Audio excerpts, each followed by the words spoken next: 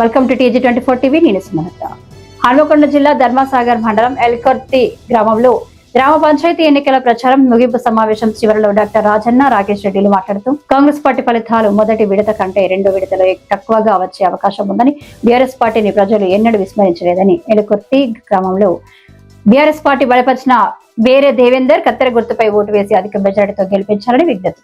జరిగే గ్రామ పంచాయతీ ఎన్నికలు ధర్మసాగర్ మండలం వేరేడ్ మండలంలో ఈరోజు ప్రచారం ముగిసింది.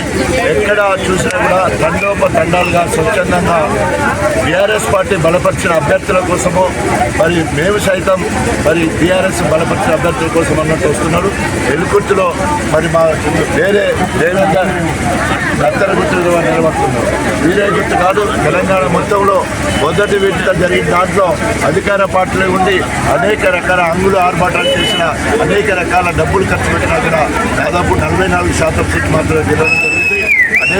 అనేక విధంగా బెదిరించి అదిరించి డబ్బులు పెట్టి అనేక రకాలుగా మరి అధికార పార్టీ అయ్యింది.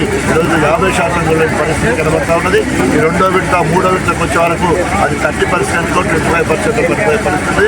తప్పకుండా నమ్మించి నానబోస్తే పుచ్చిపూరలు అయినట్టు ఈరోజు 2 సంవత్సరాల కాలంలో ప్రజలకు చేసింది గుండు సున్నా. సో తప్పకుండా కాంగ్రెస్ బలపరిచిన అభ్యర్థులందరూ కూడా ఓడిపోతారు.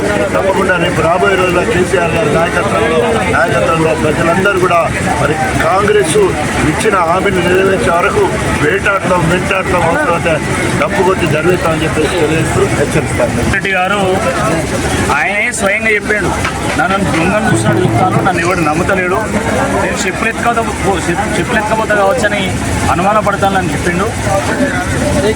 దానికి తగ్గట్టే ఈరోజు స్థానిక సంస్థల ఎన్నికల్లో ఎవరు నమ్మట్లేదు.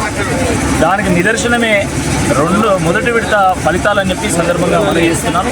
ఇంతకుముందు డాక్టర్ రాజయ్య గారు చెప్పినట్టుగా కనీసం ఒక 50% గ్రామాలను కూడా గెలవలేనటువంటి కాంగ్రెస్ పార్టీ మరి ఏ విధంగా ఈ రెండో విడత మూడో విడతను ఎదుర్కొంటుందో చెప్పాలా. కానీ 6 గ్యారెంటీలకు వారంటీ లేకుండా పోయింది, హామీలకు అడ్రస్ లేకుండా పోయింది. కాబట్టి గ్రామాన ఈరోజు కాంగ్రెస్ పార్టీ వాళ్ళు ఒక క్లిష్టమైనటువంటి పరిస్థితి ఎదుర్కొంటున్నారు. ఈ రెండో విడత మూడో విడత ప్రచారంలో ముఖ్యంగా మూడో విడత ప్రచారంలో కాంగ్రెస్ పార్టీ నాయకులను ఎక్కడికక్కడ అడ్డగిస్తారు, నిలదీస్తారని చెప్పి ఈ సందర్భంగా మనం చేస్తున్నాం. అదేవిధంగా రెండో విడత ప్రచారము రాజయ్య గారు ఈ ఎలుకుర్తి గ్రామంలో ముగించిళ్ళు.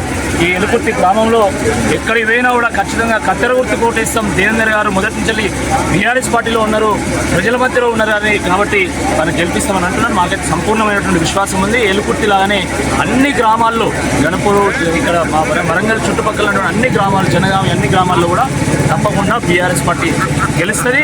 మళ్ళీ రాబోయే కాలంలో కేసీఆర్ గారు ముఖ్యమంత్రి. హాయ్, నేను మీ Satyasri. Please do subscribe TG24 TV.